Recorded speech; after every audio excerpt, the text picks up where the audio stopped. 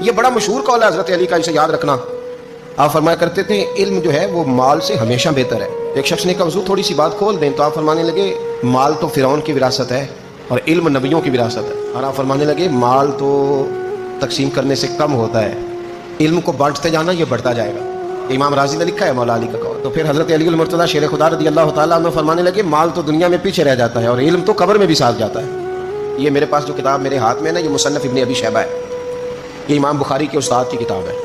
انہوں نے حضرت علی کے کچھ قول لکھے ہیں، میرا دل کرتا ہے بڑی آنکھیں کھول کے دل کھول کے یہ باتیں سنیں۔ یہ اس شخص کی باتیں ہیں جنہیں میرے نبی نے کہا ہے کہ یہ حکمت کے شہر کا دروازہ ہے، آؤ ذرا اس دروازے کے قریب جائیں۔ حضرت علی شیر خدا فرماتے تھے مجھے دو باتوں کا خوف ہے تم پر، اپنے دوستوں کو کہتے تھے جو ان سے پیار کر، اور یہ بھی یاد رکھیں مولا علی کی محبت ایمان ہے اور علی کا بغض نفاق ہے۔ اگر کسی شخص نے اپنا ایمان چیک کرنا ہو تو دیکھے دل میں مولا علی کی محبت کتنی، حضرت علی کی محبت ایمان ہے۔ تو سارے محبت کرنے والے ہیں، تو آپ نے اپنے